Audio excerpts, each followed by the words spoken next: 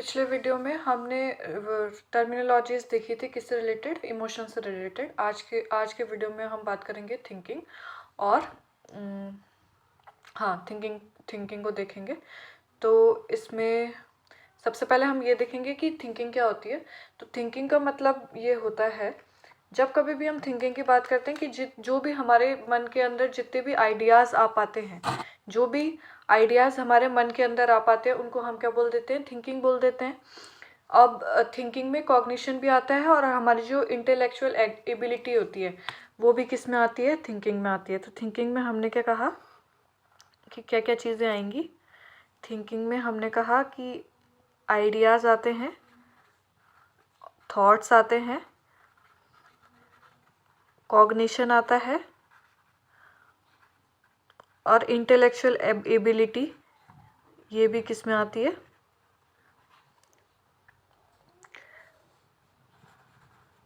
ये भी सारा का सारा किस में आता है, थिंकिंग के अंदर आता है।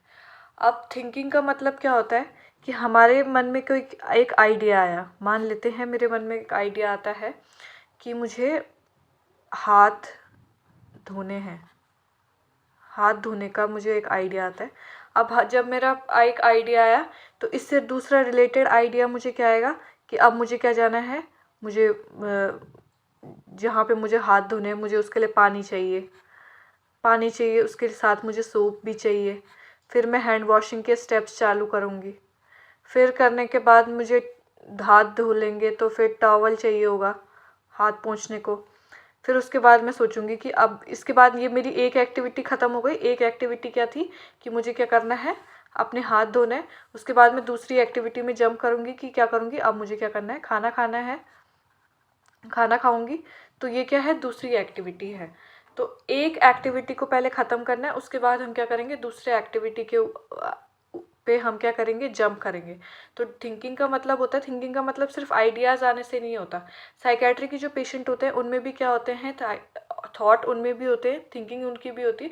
लेकिन क्या होता है, उनकी गोल डायरेक्टेड थिंकिंग नहीं होती है।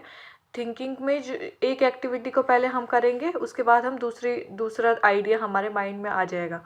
लेकिन जब इन थॉट प्रोसेस में क्या होने लगे, प्रॉब्लम होने लगे, तो ये क्या हो जाता है, इससे क्या बनते हैं, डिसऑर्डर ऑफ थॉट या थिंकिंग ये बनते हैं।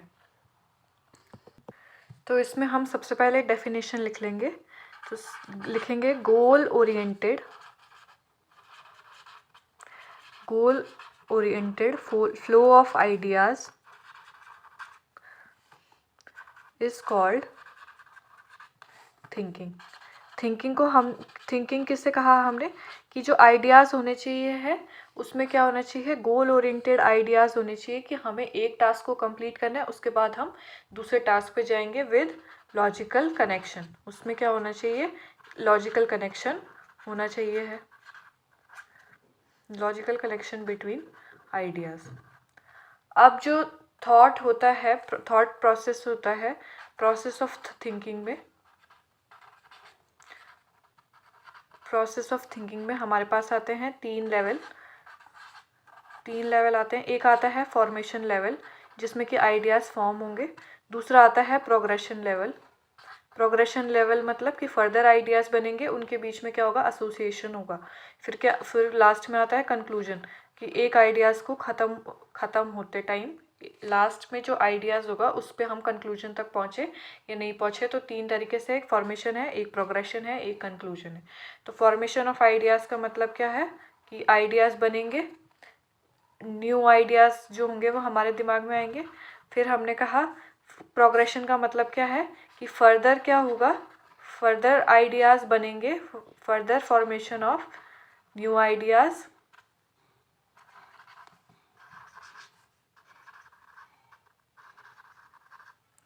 With logical association. उनमें क्या होना चाहिए, एक दूसरे के साथ एसोसिएशन होना चाहिए, वो लॉजिकल होने चाहिए और क्या होना चाहिए, गोल डायरेक्टेड होने चाहिए। फिर आएगा कंक्लूजन में क्या आएगा कि जो टॉपिक होगा, जो भी हमारा थॉट होगा वो यहाँ पे एंड में क्या हो गया होगा, उस एंड रिजल्ट में पहुँच गया होगा, तो उसको हम क्या बोलेंगे, कंक्लूजन। तो तीन ये क्या थी, तीन लेवल पे ही हम इस थॉट के क्या देखेंगे, डिसऑर्डर को भी देखेंगे। इसके बाद हम देख लेंगे डिसऑर्डर ऑफ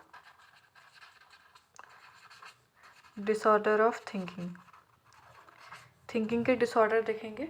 तो थिंकिंग के डिसऑर्डर में सबसे पहला आएगा हमारा फॉर्मेशन लेवल पे, फॉर्मेशन लेवल पे चालू करेंगे। तो फॉर्मेशन लेवल पे हमारे पास आएंगे कि यहाँ पे क्या हो रहा है, पेशेंट के अंदर आइडियाज़ का फॉर्मेशन में दिक्कत हो रही है, यानी कि आइडिया या तो आइडिया फॉर्म ही नहीं हो रहे, तो उसको हम बोलेंगे ऑटिस्टिक थिंकिंग, उसको बोलेंगे ऑटिस्टिक थिंकिंग।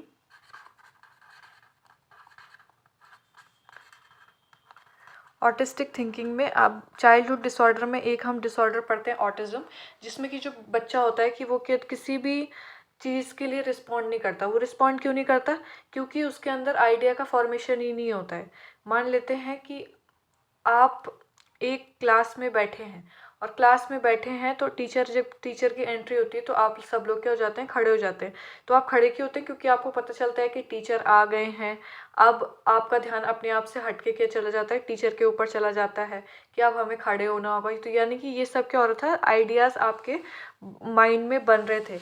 लेकिन जो ऑटिस्टिक थिंकिंग वाली जो पर्सनैलिटीज़ होंगी या बच्चे होंगे जिनमें ऑटिज्म देखने को मिलेगा, उसमें आइडियाज़ का फॉर्मेशन नहीं होगा। जब आइडियाज़ फॉर्म नहीं होंगे तो उसकी वजह से वो किसी और चीज़ में भी ध्यान नहीं देगा। इमोशन तो क्या देखने को मिलेगा, lack of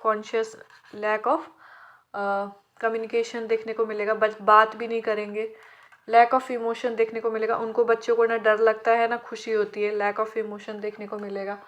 lack of behaviour, उनका अच्छे से वो बातचीत करना भी नहीं सोचे, वो भी नहीं कर पाएंगे, lack of behaviour.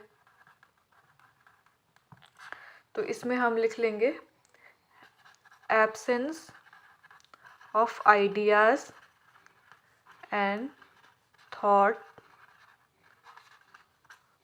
And patient has egocentric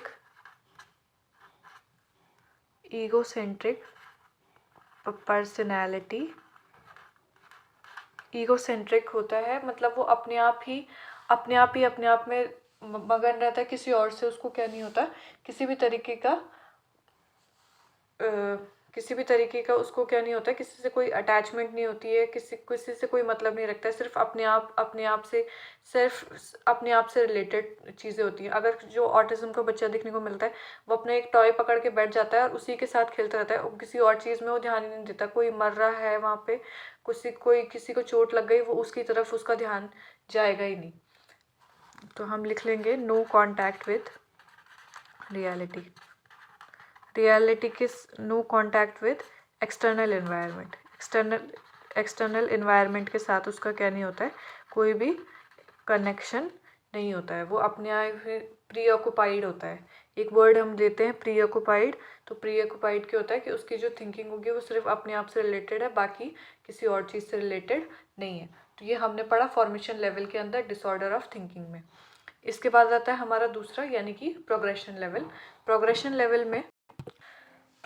level का मतलब ये रहा कि यहाँ पे क्या है, आइडियाज़ का क्या हुआ है, फॉर्मेशन हो गया है। आइडिया जो हैं वो क्या हुए हैं, उनका फॉर्मेशन चालू तो हुआ है, लेकिन अब आगे जाके वो क्या नहीं हो रहे, आगे फर्दर वो क्या नहीं कर रहे, प्रोग्रेस नहीं कर रहे।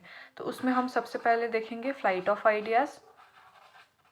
फ्लाइट ऑफ आइडिया का मतलब होगा कि पर्सन जो करेगा एक आइडिया से, मतलब एक थॉट से दूसरे थॉट की तरफ रैपिड शिफ्ट करेगा, और उनमें जो एसोसिएशन होगा वो देखने को मिलेगा। इसमें क्या होता है, लूजनेस ऑफ, इसमें लिख लेंगे पहले रैपिड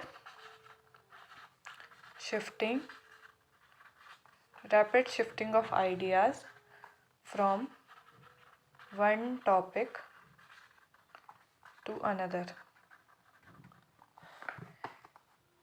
without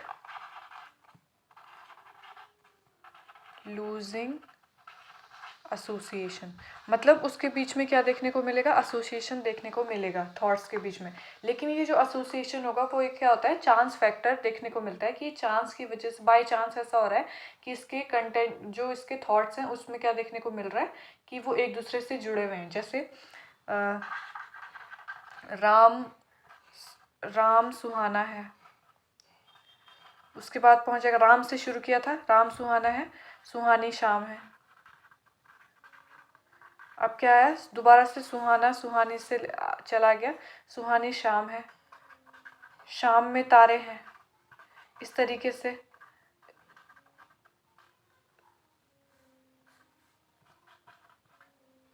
तारे तारे बुरे हैं। इस तरीके से क्या आएगा, आइडियाज़ का क्या होगा, फॉर्मेशन होगा। तो इसे हम बोल देते हैं फ्लाइट ऑफ आइडियाज़। इसी की तरह एक दूसरा होता है एसोसिएटिव लूजनेस। एसोसिएटिव लूजनेस में भी क्या देखने को मिलता है, रैपिड शिफ्टिंग होती है आइडियाज़ की, एक आइडिया से दूसरे आइडियाज़ में। लेकिन उसमें जो यहाँ हमने कहा था कि राम सुहाना है, सुहानी शाम है, इसमें एसोसिएशन देखने को मिला था, इसमें ऐसा देखने को नहीं मिलता है। पेशेंट को पता भी नहीं होता कि जो उसके थॉट्स हैं, उसका जो उसके जो भी वो आइडियाज़ हैं वो एक दूसरे से रिलेटेड नहीं है। जैसे आएगा, मेरे दोस्त ख़राब हैं, मेरे दोस्त क्या हैं, जैसे एग्जांपल में आ गया, मेरे दोस्त ख़राब हैं, मुझे मिठाई खानी है। तो इसमें क्या है, कोई भी शिफ्ट हो रही है आइडियाज़ का, एक चीज़, एक टॉपिक से दूसरे में, लेकिन इसमें कोई भी मतलब एसोसिएशन नहीं है, मुझे मिठाई खानी है। तो इसमें भी लिखेंगे patient shift from one idea to patient thought shift from one topic to another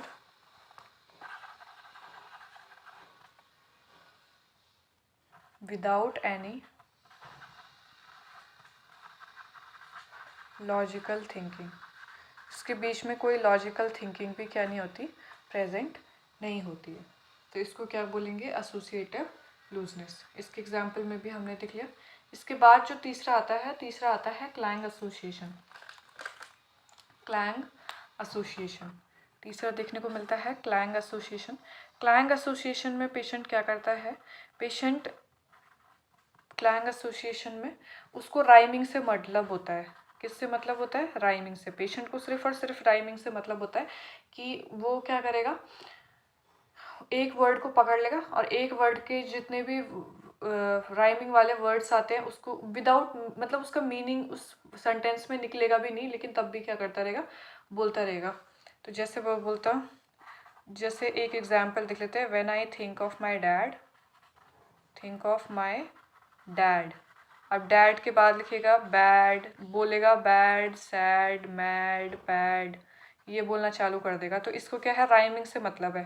सिर्फ वर्ड का मतलब, ये वर्ड इसके जो वो बोल रहा है उसमें वो फिट बैठ भी रहे हैं, नहीं भी बैठ रहे हैं, कुछ उससे कोई क्या नहीं पड़ता है, फर्क नहीं पड़ता है। तो क्या करेंगे, patient use words according to sound और प्रोनाउंसिएशन,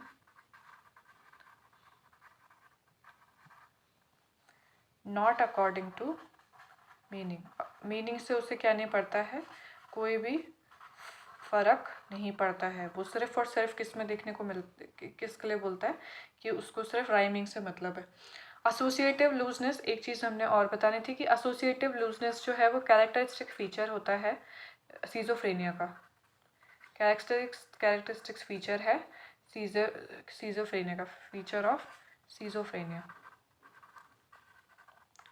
क्लैंग एसोसिएशन भी किस में देखने को मिलता है, सीन इन सीजोफ्रेनिया। कुछ केसेस में क्लैंग एसोसिएशन देखने को मिलता है किसके अंदर, सीजोफ्रेनिया के अंदर। इसके बाद जो आएगा हमारा नेक्स्ट है, फोर्थ वाला पार्ट, वो आएगा सरकम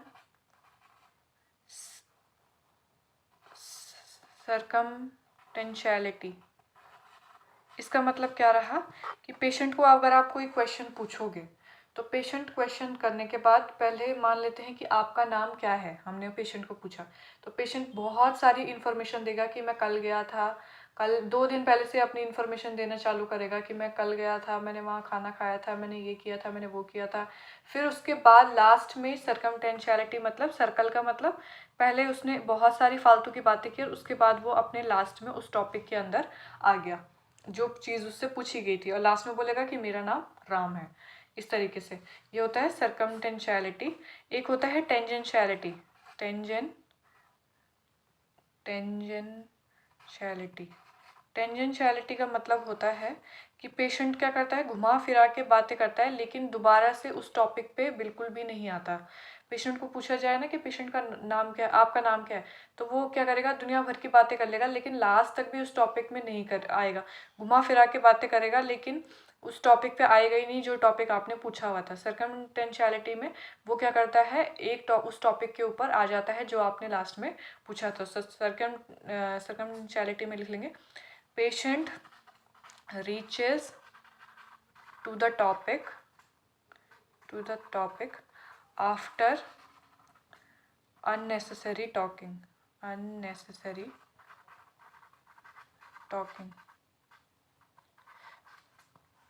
सिजोफ्रेनिया में देखने को मिलता है। टेंजेंशियलिटी भी आपको सिजोफ्रेनिया में देखने को मिलेगा। तो क्या लिखेंगे, patient do not reach topic of discussion after unnecessary talking, या लिख देंगे प्रोवाइडिंग अननेसेसरी इन्फॉर्मेशन प्रोवाइड करने के बाद भी वो उस टॉपिक पे नहीं पहुंचेगा। टेंजेंशियलिटी में, सर्कमटेंशियलिटी में उस टॉपिक के ऊपर पहुंच जाएगा।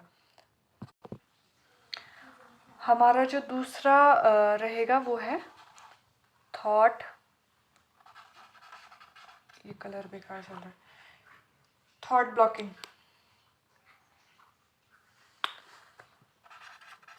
ब्लॉकिंग। तो थॉट ब्लॉकिंग में क्या देखने को मिलेगा, थॉट ब्लॉकिंग में देखने को मिलता है कि पेशेंट, जैसे हमें बोल दिया जाए कि आपको क्या देनी है, कहीं पे कोई स्पीच देनी है, कहीं बहुत सारे लोग हैं और वहाँ पे आपको स्पीच देनी है। तो पहला सेंटेंस तो आप बोल दोगे, उसके बाद क्या हो जाओगे, चुप हो जाओगे। तो या इसको हम बोलते हैं कि क्या हो जाना, ब्लैंक हो जाना, इसको हम बोलते हैं थॉट ब्लॉकिंग। तो क्या बोलेंगे, ये मतलब थॉट ब्लॉकिंग को हमने किसके अंदर पढ़ा है, प्रोग्रेशन के अंदर, यानी कि आइडिया का फॉर्मेशन तो हुआ था लेकिन आइडिया आगे क्या नहीं हो पाए, प्रोग्रेस नहीं हो पाए। तो स्पीच हो गया, थॉट ब्लॉकिंग, हाँ स्पीच मतलब कहीं पे स्पीच देनी है तो हम नहीं दे पाते हैं। और ब्लैंक हो जाना मतलब एक चीज़ तो बोल देना लेकिन उसके बाद आगे मेंटेन नहीं कर पाना कॉन्वर्सेशन को। तो उसमें लिख लेंगे sudden caseation in the rail, या फिर लिख लेंगे ट्रेन ऑफ थॉट। एनजाइटी में देखने को मिलता है, बहुत ज़्यादा एनजाइटी होती है तो उस समय भी एक चीज़ बोल देते हैं, वाइवा और आता है कहीं पे तो वाइवा में एक लाइन बोल देते हैं उसके बाद चुप हो जाते हैं। सीजोफ्रेनिया देखने को मिलता है, सीजोफ्रेनिया में, ऑटिज्म में देखने को मिलेगा। इसके बाद हमारा जो अगला रहेगा वो रहेगा थॉट रिटार्डेशन। थॉट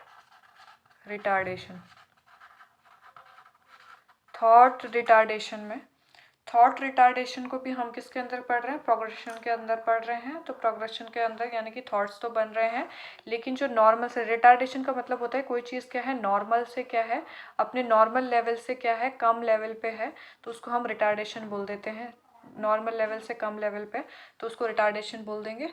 तो उसमें क्या होगा, जो आइडियाज़ का जो फॉर्मेशन होगा उसमें क्या देखने को मिलेगी, स्लोनेस देखने को मिलेगी, slowness of formation of thought. क्या देखने को मिलेगा, पॉवर्टी ऑफ आइडियाज़। क्या देखने को मिलेगा, पॉवर्टी ऑफ आइडियाज़ देखने को मिलेगा। एक लाइन यहाँ बोल दी फिर उसके बाद बहुत लंबा पॉज ले लिया फिर दोबारा से, क्योंकि उसका फॉर्मेशन ही क्या हो रहा है, बहुत ज़्यादा स्लो हो रहा है थॉट्स का फॉर्मेशन, तो इसीलिए क्या कर रहा है वो बीच बीच में इतने लंबे लंबे पॉज ले रहा है उसके बाद चीज़ों को बोल रहा है। तो ये हो गया हमारा थॉट रिटार्डेशन में। नेक्स्ट आएगा न्यूलॉगिज्म। न्यूलॉगिज्म का मतलब होता है पेशेंट जो करेगा वो कुछ ऐसे वर्ड्स को फॉर्म कर देगा जो कि आपको कहीं डिक्शनरी में भी नहीं मिलेंगे, तो नए वर्ड्स को बनाएगा। Formation of new words which will not found in any dictionary, जो कि किसी डिक्शनरी में भी नहीं मिलेंगे। तो ये इसको क्या बोल देंगे? न्यूलॉगिज्म बोल देंगे। फिर बोल देंगे थॉट परसिवरेशन। लास्ट है इसमें थॉट परसिवरेशन। परसिवरेशन में मतलब